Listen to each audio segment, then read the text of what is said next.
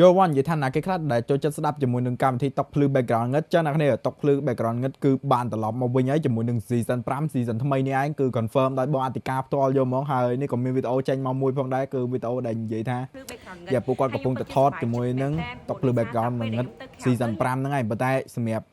guest របស់គាត់គឺអត់ដឹងថាណាគេទេចឹងណាគ្នាបើអ្នកដឹងទេគឺកម្មវិធីតុកភ្លឺ background ងឹតគឺមាន4 season ហើយ season ចុងក្រោយគឺគាត់បានប្រឡែងជាមួយនឹង audience ចោលអស់ជិត1ឆ្នាំតថ្ងៃទី26ខែតុលានេះគឺគ្រប់1ឆ្នាំហើយដែល episode ចុងក្រោយហ្នឹងគឺជា episode ដែលមាន guest ជាបងផនសាផារីដែលមានចំណងជើងថាចាំជាតិហ្នឹងឯងចឹងអ្នកគ្នាអាចចូលទៅស្ដាប់ក្នុង YouTube បាននៅក្នុង channel Smart Zeta ខ្ញុំមិនមែនអ្នកប្រម៉ូទដោយ Smart ទេប្រាប់ហើយបើអ្នកដឹងទេគឺ episode ចុងក្រោយនៅក្នុង season 4ហ្នឹងគឺគាត់បាននិយាយថាប្រហែលជាមិនមាននៅ season 5ទេចុងក្រោយឥឡូវហ្នឹងគឺនៅតែមាន season 5តទៅបានអញ្ចឹងនេះយើងចាំមើល season 5ថាវាសាហាវព្រឺព្រួចរន្ធត់ញាប់ញ័រដោយអង្ការ season 1 season 2 season 3 season 4អត់ហើយបើនិយាយពី season 1 season 2 season 3 season 4គឺបូកបញ្ចូលគ្នាទៅគឺជិតចូល200 episode ហើយច្រើនមែនតើហើយចាំមើលគាត់ចេញមក season 5នេះគាត់ធ្វើបានប្រហែល episode ដែរហើយល្អមើលយ៉ាងណាទៅខ្ញុំនិយាយមកខ្ញុំចង់ឲ្យបងអធិការតាក់ទងទៅបញ្ជួយមែនតើឲ្យបញ្ជួយមកនិយាយរឿងខ្មោចម្ដងមើលចង់ដឹងបញ្ជួយដែលខ្មោចលងអត់